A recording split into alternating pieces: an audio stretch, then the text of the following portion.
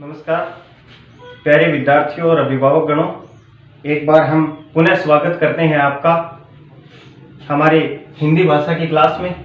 इससे पहले हमने पढ़ा था भाषा का सामान्य परिचय। क्या पढ़ा था? भाषा का सामान्य परिचय पढ़ा था। उसमें हमने ये जाना था कि भाषा शब्द है, इसकी उत्पत्ति कैसे हुई थी, उसका मैं एक बार रिवीजन करता हूं। इससे पहले बता दूं कि आज हम पढ़ेंगे भाषा की विशेषताएं। क्या पढ़ेंगे? भाषा की विशेषताएं पढ़ेंगे आज। ठीक है।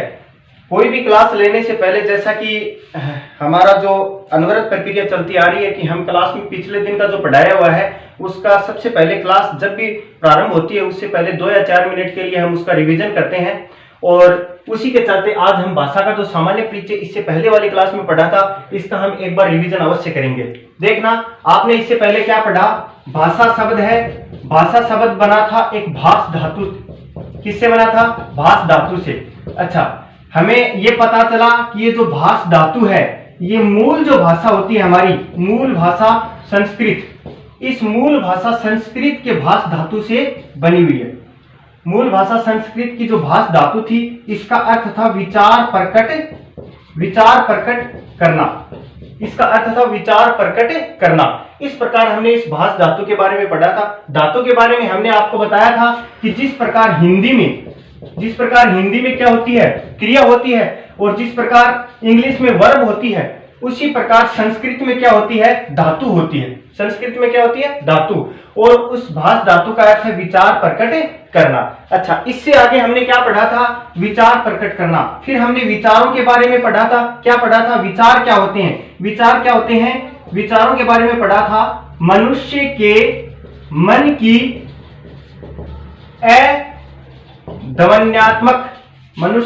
की अध्वन्यात्मक इकाई। मनुष्य के मन की अध्वन्यात्मक इकाइयों के बारे में हमने क्या पढ़ा था? विचारों के बारे में हमने पढ़ा था। अध्वन्यात्मक का हमने विच्छेद किया था। ए का मतलब प्लस ध्वनि प्लस आत्मक, ऐसे पढ़ा था। ए उपसर्ग का अर्थ निकला था नहीं। ध्वनि का मतलब एक बार आप ध्वनि ले सकते हो, आवाज ले सकते हो। और आत्मक का मतलब मैंने आपको बताया था स्वरूप। मनुष्य के मन की ऐसी इकाई जिसमें कोई आवाज या फिर ध्वनि का कोई स्वरूप नहीं होता है। इकाई का मतलब पढ़ा था भाव से, कि मनुष्य के मन के ऐसे भाव जिनका कोई स्वरूप नहीं होता, जिनमें कोई आवाज नहीं होती, उसे हम क्या कहते हैं? विचार कहते हैं। ठीक है, यहां तक हमने पढ़ा था। अब इसके बाद में हमने इस भाषा को परिभाषित किया। भाषा को परिभाषित कैसे किया था कि आपको मैंने बताया था, जिस प्रकार एक ए नाम का व्यक्ति है, एक बी नाम का व्यक्ति है। ए नाम के व्यक्ति के मन में क्या आया? विचार आया।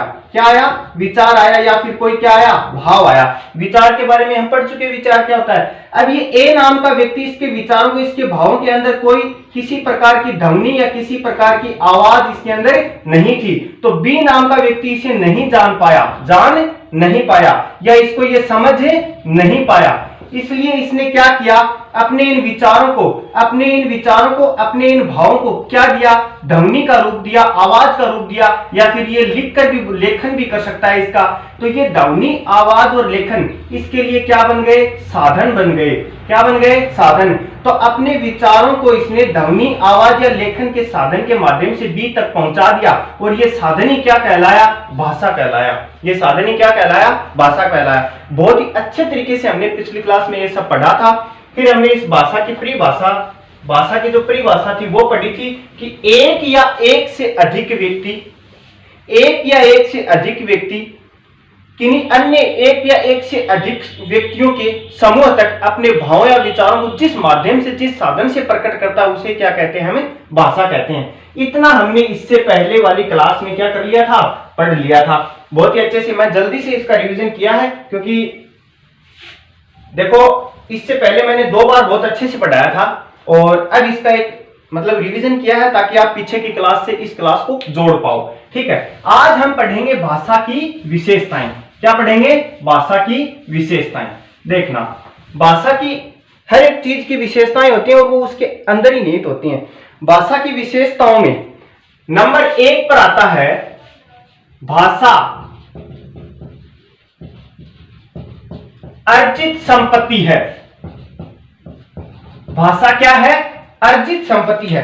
अब इस पॉइंट को बहुत अच्छे से पढ़ना, बहुत अच्छे से समझना कि भाषा जो होती है वो क्या होती है? अर्जित संपत्ति होती है।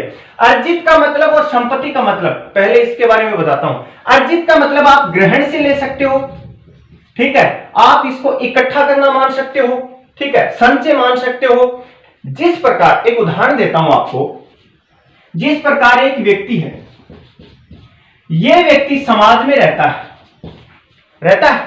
अच्छा, इस व्यक्ति के पास एक धन की पेटिका है, धन की पेटी मान लो इसको, ये अभी क्या है? खाली है।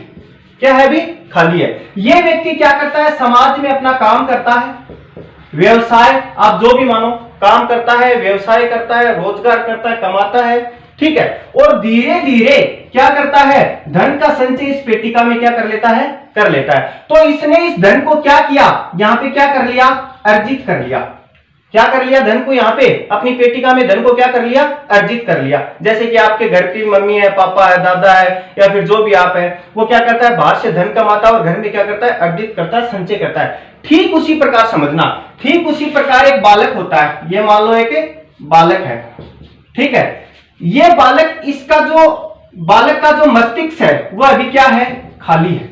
बालक का मस्तिष्क क्या है? खाली है। अब जिस जन्म लेने के बाद में बालक का ये मानो मस्तिष्क खाली है, अब ये क्या कर देगा? बाहर समाज से क्या करेगा? धीरे धीरे भाषा का क्या करेगा? धीरे धीरे भाषा को क्या करेगा? अर्जित करेगा। समाज से धीरे धीरे क्या करेगा? भाषा को अर्जित करेगा। जैसे एक बच्चा है, उसको क्या करते हैं आप? सबसे पहले बच्चा है, वो बोल नहीं पा रहा है, धीरे धीरे वो बोलना प्रारंभ करता है। पहले रोता है, मिमियाता है, कैसे भी करता है, बोलना प्रारंभ करता है, लेकिन शुद्ध उच्चारण वो नहीं कर पाता। फिर समाज में रहकर माता पिता, दादा दादी उसको 2-4 बार बोल के सिखाते हैं, बोल दादा, बोल दादा, बोल दादा। और फिर वो एक दिन ऐसा आता है कि उसके मुख से क्या होता है? एक उच्चारण निकलता है, और मुख से वो क्या उच्चारण? ध्वनि का क्या उच्चारण करता है? दादा शब्द का उच्चारण कर देता है। बोलो, ये दादा शब्द उसने कहां से अर्जित किया? समाज से, अर्थात माता पिता परिवार से उसने सीखा और उसको बोलना प्रारंभ कर दिया। उसी प्रकार भाषा भी क्या है? एक अर्जित संपत्ति है जिसे हम समाज से ग्रहण करते हैं। अब इसको मैं एक नियमबद्ध तरीके से आपको बताता हूं, देखना। सबसे पहले एक जो बालक है, बालक जन्म लेता है, वो जन्म लेता है समाज में, ठीक है, बालक ने जन्म लिया, वो समाज के साथ में इसका संबंध स्थापित होता है। समाज के साथ में क्या होता है? बालक का समाज के साथ में संबंध स्थापित होता है। एक बात है, बालक में बोलने की योग्यता जन्मजात होती है। बालक में बोलने की योग्यता क्या होती है? जन्मजात होती है। कोई भी बालक देख लो, बोलेगा, वो बोलने की जो उसमें योग्यता होती है वो कैसी होती है? जन्मजात होती है। अब देखो, आप ये कहोगे ये कैसे होती है? बालक में बोलने की योग्यता जन्मजात होती है, हालांकि भाषा का उसे ज्ञान नहीं है। बोलने की योग्यता तो जन्मजात है, जिसने जन्म लिया वो बोलेगा अवश्य। दुर्भाग्य से कोई मानसिक या शारीरिक विकार आ जाए, कोई गूंगा हो जाए, वो एक अलग बात है। वो मानसिक विकार आता है दुर्भाग्य से, या फिर उसके शारीरिक जिह्वा का कोई विकार आ जाता है, वो एक अलग बात है। बाकी बालक में बोलने की योग्यता तो जन्म से होती है, लेकिन उसके पास भाषा नहीं होती है। वो भाषा वो कहां से ग्रहण करता है? समाज से ग्रहण करता है। कहां से अर्जित करता है? समाज से अर्जित करता है, ठीक है। और वो समाज से अर्जित कैसे करता है? वो अनुकरण के माध्यम से अर्जित करता है। अनुकरण के माध्यम से, समाज से अनुकरण के माध्यम से वो भाषा का अर्जन करता है। कैसे करता है देखना। अनुकरण 2 प्रकार से होता है। पहले इस अनुकरण के बारे में बताया जाए। अनुकरण क्या होता है? अनुकरण होता है के जैसा, या फिर आप बोलो के अनुसार। अनुकरण के माध्यम से भाषा का अर्जन करता है के जैसा या फिर के अनुसार। देखो, जैसा परिवार में कोई बोलेगा वैसा ही वो अनुकरण करेगा, वैसा ही वो बोलेगा। बोलेगा कि नहीं बोलेगा? ठीक है। जैसा भी वो अपने साथियों से करेगा, साथियों से सीखेगा, जो अपने गुरुजनों से सीखेगा, ठीक है ना, वैसा ही वो क्या करेगा? बोलेगा। अर्थात ये अनुकरण के जैसा के अनुसार। तो बालक होता है वो भाषा का अर्जन कहां से करता है? भाषा कहां से अर्जित होती है उसे? समाज से। और किसके माध्यम से? अनुकरण के माध्यम से। और ये अनुकरण 2 प्रकार का होता है। कितने प्रकार का होता है? 2 प्रकार का। 2 प्रकार से करता है वो, एक होता है उच्चारण और एक होता है लेखन। अब ध्यान से सुनना, ये बात बहुत इंपॉर्टेंट है। जैसे कि जन्म के बाद में 0 से जन्म के बाद 2 या फिर 3 वर्ष तक की आयु तक बच्चा किसके माध्यम से अनुकरण करता है? भाषा का उच्चारण के माध्यम से अनुकरण करता है। किसके माध्यम से अनुकरण करता है? उच्चारण के माध्यम से। कैसे? 2 या 3 वर्ष तक ये लिख सकता है क्या? कभी नहीं लिख सकता। 2 या 3 वर्ष का बालक नहीं लिख सकता है ना? नहीं लिख सकता। वो केवल उच्चारण के माध्यम से भाषा का अर्जन करता है। उसके परिवार में उसे सिखाया जाता है बोल बोल पापा, तो वो क्या करता है? उस पापा नाम का अनुकरण करता है और फिर उसका क्या करता है? उच्चारण। तो ये भाषा उसमें क्या हो जाती है? अर्जित हो जाती है। ठीक है, 2-3 वर्ष तक बालक किसके माध्यम से अर्जित करता है? भाषा को उच्चारण के माध्यम से अर्जित करता है। ठीक है, और उसके बाद में जैसे ही उसे स्कूल में भेजा जाता है तो फिर गुरुजन उसे कै, ये लेखन के माध्यम से, ये खै, इस प्रकार उससे भाषा का क्या करते हैं? अनुकरण करवाते हैं और ये भाषा उसे क्या होती जाती है? अर्जित होती जाती है। अब मैं एक उदाहरण के द्वारा समझाता हूं आपको, देखना। जन्म लेता है बालक, समाज के साथ में उसका संबंध है, लेकिन उसे बोलने की योग्यता उसमें जन्मजात होती है। लेकिन बोलने की योग्यता तो जन्मजात होती है, लेकिन उस बालक को क्या बोलना है, कब बोलना है, कैसा बोलना है, यह उसे नहीं पता होता। माता पिता के साथ में क्या बोलना है, साथियों के साथ में जब बैठा होता है तो उसे क्या बोलना चाहिए, गुरुजनों के साथ में क्या बोलना चाहिए, कक्षा कक्ष में उसे क्या बोलना, ये उसे बिल्कुल पता नहीं होता। फिर क्या होता है? समाज में वो अनुकरण के माध्यम से सीखता है क्या बोलना है। अनुकरण 2 प्रकार से होता है, एक उच्चारण के माध्यम से होता है और एक किसके माध्यम से होता है? लेखन के माध्यम से होता है। एक उच्चारण के माध्यम से, एक लेखन के माध्यम से। उच्चारण के माध्यम से जन्म से 2 या 3 वर्ष तक का बालक होता है, वो उच्चारण के माध्यम से सीखता है। एक इसमें मेरे एक याद आया, एक पॉइंट याद आया, मैं आपको बताता हूं। देखना, उच्चारण के माध्यम से बालक कैसे सीखता है भाषा को। एक बार एक छोटा बच्चा होता है, मान लीजिए उसका कोई भी नाम ले लो, चिंटू पिंटू, आप जो भी है, ठीक है। वो क्या करता है? एक पति और पत्नी है, तो जो पति है वो अपनी पत्नी को क्या कहता है? हर बार उसके नाम से बुलाता है। जैसे कि XYZ कोई भी नाम ले लो आप, पिंकी नाम से बुलाता है। देखना, समझना इस उदाहरण को, बहुत अच्छा उदाहरण है। पिंकी नाम से बुलाता है पति अपनी पत्नी को, पिंकी पिंकी करता है। फिर क्या होता है? वो जो उनका छोटा बच्चा है 1-2 साल का, जो चिंटू नाम ले लिया मान लो, तो वो भी उसे अपनी मम्मी को क्या कहने लग जाता है? पिंकी कहने लग जाता है। क्यों कहने लग जाता है? कि वो उच्चारण जो उसका पिता कर रहा है वही उच्चारण सुनता है और वही उसको क्या कहने लग जाता है? पिंकी पिंकी कहने लग जाता है। फिर वो पत्नी अपने पति से कहती है, जी सुनिए, आप मुझे है ना पिंकी मत बोला करो, ये अपना बच्चा चिंटू ये भी मुझे पिंकी पिंकी करता है। तब उसका पतिदेव क्या बोलता है उसे? ठीक है भाई, आज से मैं भी आपको मम्मी मम्मी बोलूंगा, ताकि हमारा बच्चा ये भी आपको क्या बोले? मम्मी बोले। तो अब आप समझ गए होंगे, बच्चा 2-3 साल का जब तक होता है वो किसके माध्यम से समझता है? उच्चारण के माध्यम से। और उसके बाद जैसे ही वो विद्यालय में जाता है तो उसे किसके माध्यम से उसका अनुकरण होता है? लेखन के माध्यम से, और उसकी भाषा क्या होती जाती है? अर्जित होती जाती है। तो इस प्रकार हमने समझा है भाषा एक क्या है? अर्जित संपत्ति है। ठीक है, अब इसको आप 2-3 बार अवश्य देखना, आराम से समझ में आएगा, कोई बड़ी बात नहीं है इसमें। भाषा की विशेषताएं होती हैं। पहली विशेषता, भाषा अर्जित संपत्ति है, अर्थात एक बालक जन्म लेता है, समाज के साथ में उसका संबंध होता है। हालांकि बालक में बोलने की योग्यता जन्मजात होती है, लेकिन क्या बोलना है, कब बोलना है, कैसा बोलना है, किस समय क्या बोलना है, दुख की घड़ी में क्या बोलना है, सुख की घड़ियों में क्या बोलना है, किसके साथ बैठे हुए क्या बोलना है, माता पिता के साथ बैठे हैं तो क्या बोलना है, साथियों के साथ बैठे हैं तो वो उसका अलग ही बोलता है। ये सब वो कहां से सीखता है? वो समाज से सीखता है। किस माध्यम से सीखता है? अनुकरण के द्वारा। अनुकरण का मैंने आपको बताया था कि जैसा या फिर के अनुसार, अर्थात वो जैसा सुनेगा, जैसा माहौल उसे दिखेगा, उसी के अनुसार अनुकरण करेगा भाषा का। ये 2 प्रकार से अनुकरण करता है, उच्चारण के माध्यम से और लेखन के माध्यम से। लेखन के माध्यम से विद्यालय में प्रवेश होने के बाद में क्या क्या सीखता है तब से, और उच्चारण के माध्यम से परिवार समाज में वो 2-3 साल तक का होता है, उसे जैसा उच्चारण दिलाया जाता है। तभी तो बोलते हैं जन्म से जैसे बच्चों को संस्कार दिए जाते हैं, जैसे उनको भाषा में बोला जाता है, आगे होकर वो वैसी भाषा का प्रयोग करते हैं। तो जन्म के समय से जैसा उसको, देखो क्या होता है, पहले हमारे ग्रामीण परिवेश में, इसको नॉर्मल बात है, इसको आप माइंड मत करना, ग्रामीण परिवेश में बच्चों को हम क्या करते हैं, जन्म होते ही अरे ये मतलब हम हमारी मारवाड़ी भाषा में समझाते हैं उनको, तो वो मारवाड़ी भाषा में बोलना प्रारंभ कर देता है कि नहीं करता है। और जो शहरी क्षेत्र होते हैं वहां पे बच्चे को जन्म लेते ही हिंदी भाषा में उच्चारण हिंदी भाषा में, घर वाले आपस में हिंदी भाषा में बोलते हैं, तो वो बच्चा भी क्या होता है? हिंदी में ही बात करता है। तो जैसा वो उच्चारण का अनुकरण करेगा वैसा ही वो बोलेगा। ठीक है, अब देखना इससे आगे।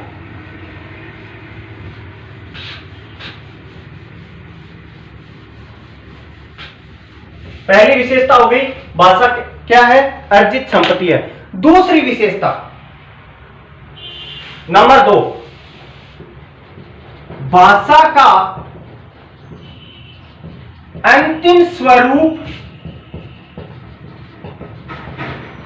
नहीं होता। भाषा का अंतिम स्वरूप नहीं होता, बहुत इंपॉर्टेंट है। आप सोचोगे ये क्या हो गया, अंतिम स्वरूप कैसे नहीं होता? देखो, किसी भी भाषा का अंतिम स्वरूप नहीं होता है। कोई भी भाषा हो उसका अंतिम स्वरूप नहीं होता। अगर इसका मैं बोलूं अंतिम स्वरूप होता, भाषा का अंतिम स्वरूप होता, तो इस भाषा में क्या नहीं होता, इस भाषा का विकास नहीं होता। मान लीजिए इस भाषा का अंतिम स्वरूप हो जाता, फिक्स हो जाती है, भाषा का अंतिम स्वरूप हो जाता, फिक्स हो जाती, तो इसमें किसी भी प्रकार का परिवर्तन होता क्या? नहीं होता, परिवर्तन नहीं होता। भाषा का अगर अंतिम स्वरूप हो जाता, फिक्स कर देते भाई इससे आगे कुछ नहीं है, ये लास्ट स्वरूप है, तो उसमें परिवर्तन नहीं होता। और जब तक परिवर्तन नहीं होगा तब तक क्या नहीं होगा, विकास नहीं होगा। अगर अंतिम स्वरूप भाषा का हो जाए तो उसमें क्या नहीं होगा, उसमें परिवर्तन नहीं होगा और फिर उसका क्या नहीं होगा, विकास नहीं होगा। जबकि भाषा का तो विकास होता है। एक साहित्य के रूप में आपको मैं ले जाऊं इतिहास की तरफ, तो आप पढ़ोगे, देखना 1050 विक्रम संवत से क्या माना जाता है, हिंदी भाषा का विकास माना जाता है। किसका माना जाता है, हिंदी भाषा का विकास कब से माना जाता है, 1050 विक्रम संवत। तो उस 1050 विक्रम संवत से जो ये माना जाता है हिंदी भाषा का विकास, अगर इसका भाषा का अंतिम स्वरूप होता तो 1050 विक्रम संवत पे जो हिंदी भाषा थी या फिर जो भी भाषा थी जिसका मतलब धीरे धीरे परिवर्तन होके जो हिंदी का रूप परिवर्तित हुआ है, तो आज हमारे सामने हिंदी नहीं होती। सबसे पहले बोला जाता है, देखो पाली थी, पाली के बाद में क्या आई थी, प्राकृत आई, ठीक है ना। इस प्रकार उन्हीं भाषाओं में क्या नहीं होता, परिवर्तन नहीं होता, तो आज हम हिंदी पढ़ते नहीं। इसलिए क्या कहा गया है कि भाषा का कोई भी अंतिम स्वरूप नहीं होता है। अगर भाषा का अंतिम स्वरूप हो जाए तो वो फिक्स हो जाएगी, उसमें परिवर्तन नहीं होगा, और परिवर्तन नहीं होगा तो विकास नहीं होगा। इसलिए भाषा का तो विकास होता है, अतः भाषा का कोई अंतिम स्वरूप नहीं होता। ये भी मोस्ट है। 2 नंबर का टॉपिक आएगा कक्षा 12 में, भाषा, लिपि और व्याकरण, ठीक है। और ये मैं क्यों पढ़ा रहा हूं, ये आपको चाहे 10वीं की कक्षा देख लेना, चाहे 12वीं की देख लेना, चाहे कोई प्रतिस्पर्धा एग्जाम में कहीं पे भी देख लेना, इन बातों का बहुत महत्व है। क्यों महत्व है? क्योंकि जब तक हम किसी भी चीज की नींव को मजबूत नहीं करेंगे ना, तब तक हम आप आगे है ना वो उसकी अच्छे से तैयारी नहीं कर पाते हैं। और ये बात तो 10वीं क्लास में भी बहुत बार आती है कि एक बार नाम आता है स्त्री शिक्षा के पुत्र को विरोधी जो है ना, पुत्र को उनका खंडन किया गया, उसमें प्राकृत भाषा के बारे में 15 से 20 बार प्राकृत शब्द आया है। अब बच्चों को यही नहीं पता कि प्राकृत थी क्या, तो इसलिए इस भाषा के बारे में जानना बहुत जरूरी होता है। नंबर 3, अब देखो भाषा का कोई अंतिम स्वरूप नहीं होता, तो नंबर 3 में क्या आ जाएगा, भाषा परिवर्तनशील होती है। भाषा क्या होती है, परिवर्तनशील होती है। भाषा का अंतिम स्वरूप नहीं होता, अतः भाषा क्या होती है, परिवर्तनशील होती है। देखिए ये भाषा परिवर्तनशील कैसे है, व्यक्ति समाज में रहता है, समाज में रहता है, ठीक है, समाज में भाषा का क्या करता है, भाषा को क्या करता है, समाज में ही अर्जित करता है कि नहीं करता है, ठीक है। यह भाषा समाज में क्षेत्र विशेष से या फिर समय समय पर इसके विकास के लिए इसमें क्या होता जाता है, परिवर्तन होता जाता है। हालांकि इसका मानक स्वरूप अवश्य होता है, वो अंतिम विशेषता में बताया जाएगा। भाषा क्या है, परिवर्तनशील होती है। भाषा क्या होती है, परिवर्तनशील होती है, ठीक है। इससे अगला पॉइंट, ये नॉर्मल बातें हैं, इनको आपको याद करना है। मुख्य बात थी भाषा क्या है, अर्जित संपत्ति है। और इसी के चाहे आप ये भी मान सकते हो, ये इसका ही एक पॉइंट है। मैंने भाषा को ही चेंज किया, भाषा का अंतिम स्वरूप नहीं होता, और मैंने तीसरी विशेषता लिख दी, भाषा परिवर्तनशील होती है। दोनों आपस में एक दूसरे के पूरक हैं, ठीक है। इससे अगला पॉइंट है नंबर 4, भाषा सामाजिक प्रक्रिया। भाषा क्या है, सामाजिक प्रक्रिया है। देखो कैसे है सामाजिक प्रक्रिया, ये बात तो आप यहीं सीख गए थे। भाषा अर्जित संपत्ति है और बालक जन्म लेने के बाद में समाज से अपना संबंध स्थापित करता है और फिर भाषा का अनुकरण के माध्यम से भाषा का क्या करता है, अर्जित भाषा को करता है। भाषा सामाजिक प्रक्रिया है, भाषा धीरे धीरे होने वाली है। भाषा का क्रम क्या होता है, धीरे धीरे भाषा बढ़ती है। ये नहीं है कि जन्म लिया और सब कुछ बालक सीख गया, ऐसा नहीं होता। ये सामाजिक प्रक्रिया का एक बहुत ही अच्छा उदाहरण दे रहा हूं आपको। देखना, आपके घर परिवार में मान लो इस मंडरेला अंचल, झुंझुनू जिला या फिर राजस्थान का कोई व्यक्ति है, वो आपके घर परिवार से है, ठीक है। ये ए नाम का व्यक्ति है। सामाजिक प्रक्रिया कैसे है देखना, भाषा ये बच्चों से नहीं है, ये बड़ों के साथ में भी ऐसा ही होता है। ये ए नाम का व्यक्ति है और ये राजस्थान का है, ठीक है। और ये ए नाम का व्यक्ति चला गया, कहां पे चला गया, ये देखो महाराष्ट्र चला गया। कहां चला गया? महाराष्ट्र चला गया, मुंबई चला गया, कहीं भी देखो आप, महाराष्ट्र चला गया, ठीक है। अब ये 4 से 5 साल बाद, बीच बीच में 1-2 महीने आता है, लगभग 5 वर्ष के समय में ये 4 वर्ष महाराष्ट्र में गुजारता है और महाराष्ट्र के समाज के लोगों के साथ में ये क्या होता है, रहता है, ठीक है। वहीं पे व्यवसाय करता है, रोजगार करता है और महाराष्ट्री जो मराठी भाषी लोग हैं उनके साथ में रहता है और उन्हीं की भाषा में क्या करने लगता है, अपने व्यापार को, मतलब संबंध स्थापित करता है, उनके साथ व्यापार को बढ़ाता है। फिर ये गांव आता है एक दिन और इसके पास महाराष्ट्र से जहां ये काम करता है वहां से एक फोन आता है, आ गया इस ए नाम के व्यक्ति के पास। अब ये राजस्थान अपने गांव आ गया है, ठीक है।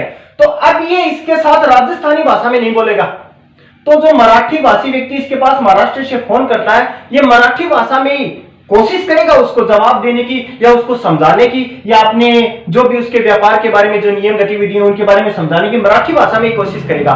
तो ये इसने कहां से सीखा? ये सामाजिक प्रक्रिया है। ये कहां गया? राजस्थान से महाराष्ट्र गया, मराठी भाषी समाज के साथ में रहा, 4-5 साल तक रहा। धीरे धीरे, क्या जिस दिन पहले दिन महाराष्ट्र गया था उसी दिन मराठी सीख गया था क्या? नहीं सीखा। उस मराठी भाषा के समाज के साथ में रहा, धीरे धीरे इसने क्या कर लिया, धीरे धीरे सामाजिक प्रक्रिया हमेशा धीरे धीरे होती है, सुने। और इसने क्या सीख लिया? मराठी भाषा को सीखा और उसी के मराठी भाषा में क्या देने लगा, ये जवाब देने लगा। तो अब आप समझ गए होंगे भाषा क्या है, सामाजिक प्रक्रिया है, ठीक है। चलिए अगला पॉइंट, नंबर 5,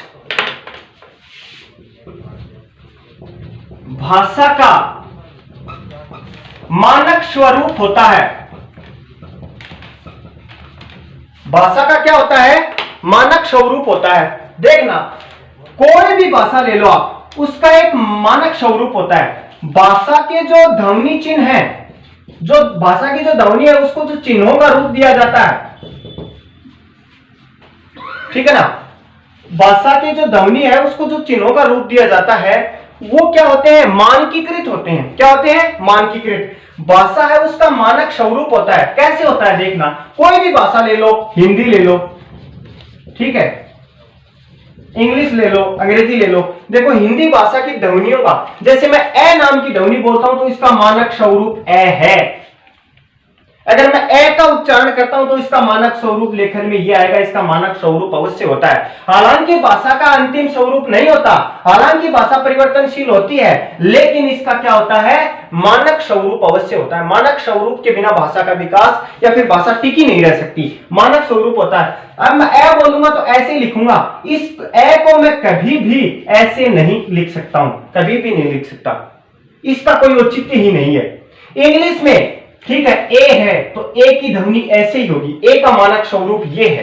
तो प्रत्येक भाषा का क्या होता है? मानक स्वरूप होता है। ये एक भाषा की सबसे महत्वपूर्ण अगर विशेषता बोली जाए तो भाषा की यही है, भाषा का मानक स्वरूप होता है, ठीक है, जो इसको निश्चितता प्रदान करता है। अब इससे अगला पॉइंट है, भाषा जो है, भाषा कठिन से सरल होती जाती है या कठिन से सरल की ओर चलती है। भाषा क्या चलती है? कठिन से सरल की ओर चलती है। भाषा कठिन से सरल की ओर चलती है, ठीक है। अब देखो ये लास्ट पॉइंट है भाषा का, कठिन से सरल की ओर चलती है भाषा। देखना कैसे, एक बालक ने क्या किया, समाज में बालक जन्म लेता है, समाज के साथ में संबंध स्थापित करता है, उसके बाद में क्या होता है, उसके लिए किसी भी भाषा को बोलना बहुत कठिन होता है। और धीरे धीरे सामाजिक प्रक्रिया के द्वारा, जैसे मैंने वो मराठी भाषा वाला उदाहरण दिया था ना, पहले दिन नहीं सीख पाया था मराठी, लेकिन 4-5 साल मराठी भाषी लोगों के साथ में रहा तो वो क्या हो गया, धीरे धीरे मराठी बोलने लगा। तो पहले दिन तो उसके लिए भाषा क्या थी, कठिन थी, लेकिन धीरे धीरे वो किस ओर अग्रसर हो गई, सरल की ओर अग्रसर हो गई। जैसे कि आज मैं आपको पढ़ा रहा हूं, आज भाषा मान सकता हूं आपके लिए कठिन होगी, लेकिन धीरे धीरे मैं भाषा का सामान्य परिचय बताऊंगा, लिपि बताऊंगा, व्याकरण बताऊंगा, वर्ण विचार होगा, शब्द विचार होगा, और ये भाषा आज आपके लिए मान लो कठिन है तो धीरे धीरे आगे क्या होती जाएगी, ये सरल होती जाएगी। ठीक है, ये भाषा की 6 विशेषताएं हैं, इनका मैं एक बार रिवीजन कर देता हूं जल्दी से। ठीक है, भाषा अर्जित संपत्ति है। एक बालक जन्म लेता है, जन्म बालक लेते ही समाज के साथ में संबंध स्थापित करता है। हालांकि बालक में जो बोलने की योग्यता होती है, ये मैन है, बोलने की योग्यता जो है ये तो इसमें क्या होती है, जन्मजात होती है, लेकिन इस बालक को ये नहीं पता क्या बोलना है, कब बोलना है, ये इसको बिल्कुल नहीं पता। फिर ये समाज से अनुकरण के माध्यम से भाषा का अर्जन करता है, भाषा को अर्जित करता है। अनुकरण का मतलब मैंने बताया था, के जैसा या फिर के अनुसार, अर्थात जैसा ये समाज में सुनता है उसी के अनुसार ये क्या होता है, भाषा को अर्जित करता है। जैसे इसका अनुकरण 2 प्रकार से होता है, एक अनुकरण था उच्चारण के माध्यम से और एक अनुकरण था लेखन के माध्यम से। जब बालक 0 से 2 या 3 वर्ष का होता है तो घर परिवार समाज में उच्चारण के माध्यम से भाषा को अर्जित करता है। कैसे, जैसे उसको घर में 2-4 बार बोला जाता है, बोल दादा दादा दादा, तो धीरे धीरे वो दादा शब्द का उच्चारण करने लग जाता है, जैसे पापा मम्मी जो भी उच्चारण होगा। लेकिन 2-3 वर्ष के बाद में जब भी उसको स्कूल में भेजा जाता है तो फिर गुरुजन उसको क खरा सिखाते हैं, क ख। अब ये भाषा का जो अनुकरण है वो इस समाज से, ठीक है ना, लेखन के माध्यम से करने लग जाता है। ये प्रक्रिया हो गई, तो धीरे धीरे उसको क्या करता है, अर्जित करता है। फिर मैंने आपको बताया भाषा का अंतिम स्वरूप नहीं होता है। अगर भाषा का अंतिम स्वरूप होता तो भाषा फिक्स हो जाती, उसमें परिवर्तन क्या होता, परिवर्तन नहीं होता। और जिस चीज में परिवर्तन नहीं होता उस चीज का क्या नहीं होता, विकास नहीं होता। तो भाषा का तो विकास होता है, इसलिए भाषा का कोई अंतिम स्वरूप नहीं होता, क्योंकि उसका विकास होता जाता है। ये बात आगे मैं बताऊंगा। भाषा की जो ऐतिहासिक, भौगोलिक और राजनीतिक पृष्ठभूमि है उसमें पॉइंट बहुत ही अच्छे से समझाऊंगा आपको, भाषा का अंतिम स्वरूप और परिवर्तनशील। इसी का पूरक रूप हमने पढ़ा, भाषा परिवर्तनशील होती है, इसका विकास होता है। फिर हमने पढ़ा भाषा सामाजिक प्रक्रिया है, समाज से व्यक्ति अनुकरण के माध्यम से सीखता है, और ये सामाजिक प्रक्रिया होने के कारण ये बहुत धीमी प्रक्रिया, धीरे धीरे वो भाषा को सीखता है। जैसे मराठी भाषा वाला दिया, 4-5 वर्ष के बाद में वो मराठी सीख गया था, ये धीरे धीरे होता है। भाषा का मानक स्वरूप होता है, मानक स्वरूप हिंदी भाषा में ए बोलूंगा तो ए लिखना होगा, ये मानक स्वरूप है। अगर मैं कै बोलता हूं तो ये लिखना होगा, इसका मतलब ये नहीं कि मैंने ऐसे लिख दिया, ये कै नहीं है, ये भाषा का मानक स्वरूप नहीं है। तो भाषा का क्या होता है, मानक स्वरूप भी होता है, और भाषा कठिन से सरल की ओर चलती है। आज आपके लिए कठिन है, सबसे पहले मेरे लिए भी कठिन थी, फिर मैंने धीरे धीरे सीखा, मुझे सरल लगने लगी। ठीक है, एक बच्चा उसको कठिन लगती है, धीरे धीरे भाषा को सीखता है, उसे सरल लगती है। ठीक है, आशा करता हूं आपको मैंने अच्छे से समझाया होगा, मेरी तो यही आशा है। आपको ये क्लास पसंद आई होगी, और मैं बार बार कहता हूं हमारे चैनल को सब्सक्राइब कीजिए, लाइक कीजिए, शेयर कीजिए, कमेंट कीजिए। कोई भी प्रश्न हो, आपके प्रश्न हमारे लिए आमंत्रित है, बेहद खुश होते हैं आपके प्रश्नों को हम देखकर। ठीक है, इसका 2-3 बार आपको रिवीजन करना है। धन्यवाद।